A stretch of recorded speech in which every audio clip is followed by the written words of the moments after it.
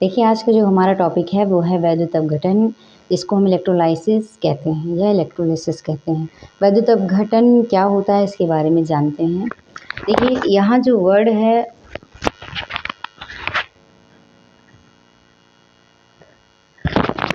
देखिए यहाँ जो वर्ड है जिसको इलेक्ट्रोलाइसिस लिखा गया है। लाइसिस जो वर्ड होता है इसका मीन्स होता है टूटना, ठीक है। और इलेक्ट्रो यानी इलेक्ट्रिसिटी के थ्रू, ठीक है। अब वैद्युत अपघटन समझने से पहले आपको ये पता होना चाहिए कि वैद्युत अपघट्य क्या होते हैं। देखिए, वैद्युत अपघट्य मैंने पिछली वीडियो में बताया है कि वैद्युत अपघट्य किनको कहते हैं। तो वैद्युत अपघट्य ऐसे पदार्थ होते हैं जिन पे जब वैद्युत धारा प्रवाहित की जाती है तो वो जिन अवयवों से बने होते हैं उनमें टूट जाते हैं, ठीक है। या आयन में चेंज हो जाते हैं। अब यहाँ क्या हो रहा है, अब जो प्रोसेस यूज़ की गई है उसी प्रोसेस को वैद्युत अपघटन कहते हैं। कहने का मतलब है कि वैद्युत अपघट्य का वैद्युत द्वारा अपघटन वैद्युत अपघटन कहलाता है। यानी किसी वैद्युत अपघट्य में जब वैद्युत धारा प्रवाहित की जाती है तो वो अपने अपघट्यों में टूट जाता है और उसी प्रोसेस को वैद्युत अपघटन कहते हैं। वैद्युत अपघट्यों के विलयन का वैद्युत अपघटन वैद्युत अपघटनी सेलों में कराया जाता है। अभी आगे आपको जो है सेल्स के बारे में पढ़ाया जाएगा, जो होती हैं इलेक्ट्रोकेमिकल सेल जिनको वैद्युत रासायनिक सेल कहा जाता है, इनके बारे में पढ़ाया जाएगा। और वैद्युत रासायनिक सेल में वैद्युत अपघटनी सेलों के बारे में भी बताया जाता है, जो कि आपको आगे डिटेल में बताया जाएगा। अभी क्योंकि ये वैद्युत अपघटन प्रोसेस है इसलिए उसके बारे में समझिए। देखिए, जो हम नॉर्मल जो बैटरीज़ यूज़ करते हैं, जैसे हमारे वॉचेज़ में जो बैटरीज़ लगती हैं, घड़ी में जो बैटरीज़ लगती है, हमारे इन्वर्टर्स के साथ जो बैटरीज़ लगती है, या जो हमारे व्हीकल्स होते हैं जैसे कार, जो मोटर बाइक, इन सब में जो बैटरीज़ लगती हैं वो गैल्वेनिक सेल का एग्ज़ाम्पल या डैनियल सेल का एग्ज़ाम्पल होती हैं। लेकिन जो वैद्युत अपघटनी सेल होती है वो उससे डिफरेंट होती है और इसका यूज़ वैद्युत अपघटन के लिए किया जाता है।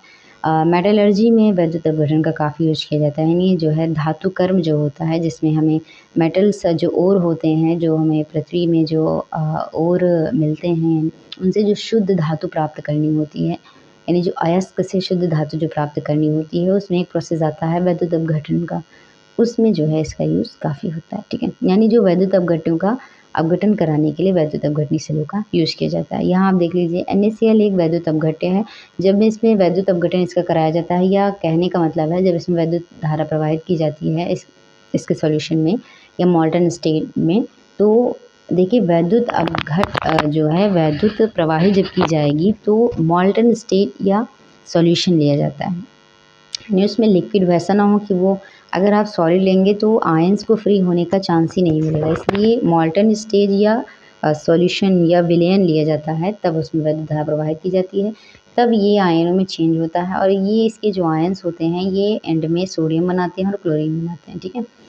तो वैद्युत अपघटनी सेल बाह्य स्रोत से विद्युत ऊर्जा देने पर रासायनिक अपक्रिया होती है।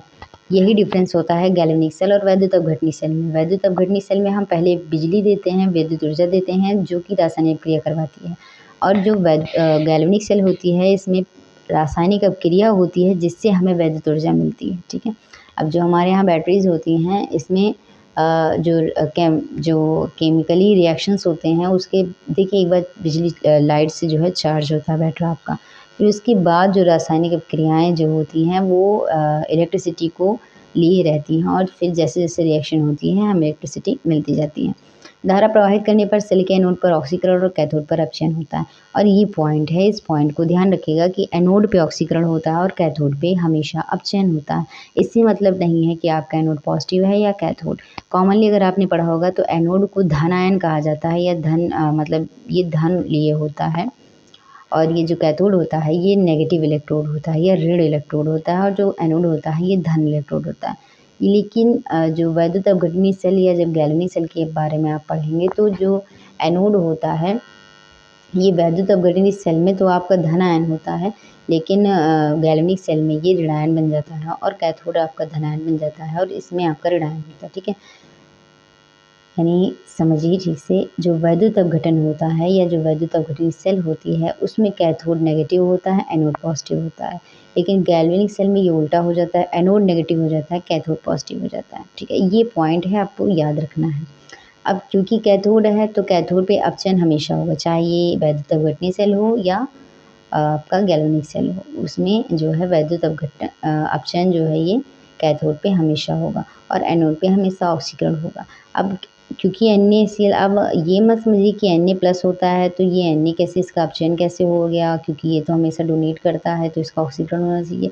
ये उसकी बात नहीं है, ये NaCl जो होता है Na+ बनाता है और ये इलेक्ट्रोड पे जाके इसका ये इलेक्ट्रॉन को एक्सेप्ट करता है और इसका अपचयन हो जाता है।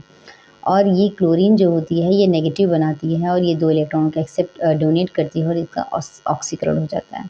वैद्युत अपघटनी सेल का एनोड धन ध्रुव होता है क्योंकि यह बैटरी के धन ध्रुव से जुड़ा होता है, जबकि कैथोड ऋण ध्रुव होता है क्योंकि वह बैटरी के ऋण ध्रुव से जुड़ा होता है।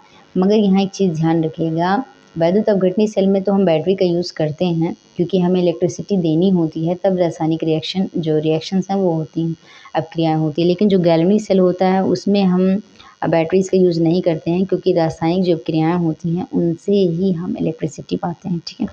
Thank you for watching, please like and share and subscribe. इसके आगे भी ये चैप्टर बहुत ही अमेजिंग है, बहुत ही इंटरेस्टिंग है। बस आप धीरे धीरे समझते रहिए और अप टू डेट रहने के लिए please like and share and subscribe. Thank you.